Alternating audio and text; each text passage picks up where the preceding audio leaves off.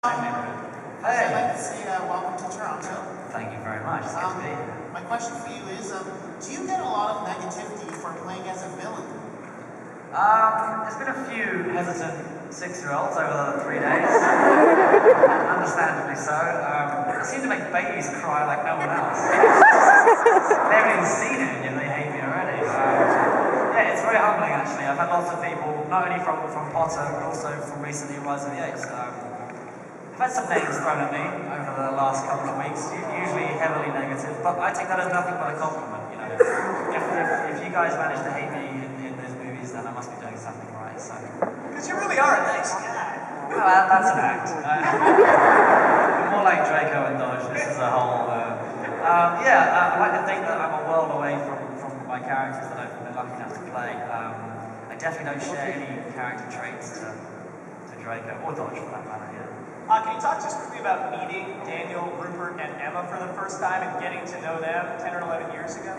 Yeah, I mean, it's all a little hazy, but who can forget meeting those three? Oddly, my first ever audition, I believe, was with Emma. We had a whole row of young kids, and Emma was the girl standing next to me. That was our very, very first audition, so it was quite weird coming back when we were all cast to see how it went. Rupert was larger than life and funny as he can possibly be. He's got comedic timing down to a key. And Daniel is Daniel. He's a larger than life, hugely intelligent. He was 12 going on 26 it seems. So yeah, he's a very special guy.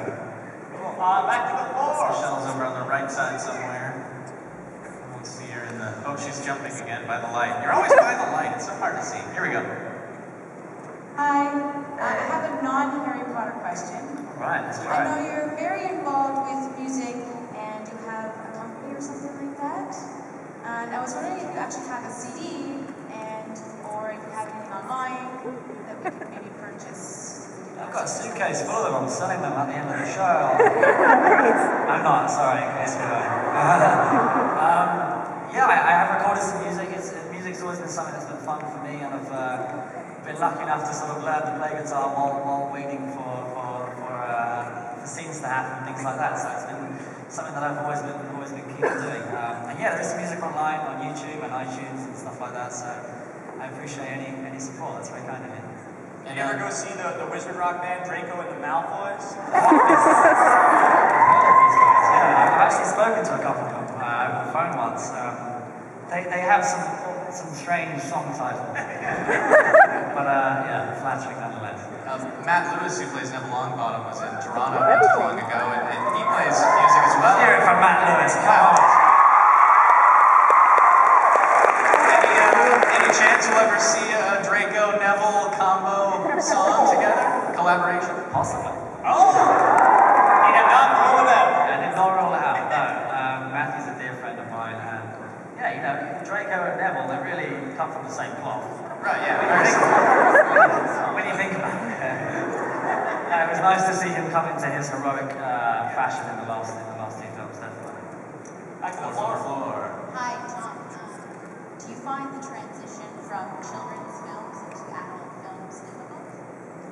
Not really. We never really looked at Harry Potter films as being for children, I don't think. It was just sort of as stories and excuse me. Obviously, as Harry was, when he was younger, generally the theming of the stories were for younger audiences, but I don't think that ruled out older ones being interested. I think Harry Potter is one of the very few stories that's ever been appealing to 9-year-olds as well as 99-year-olds, so it's a very unique story in that front.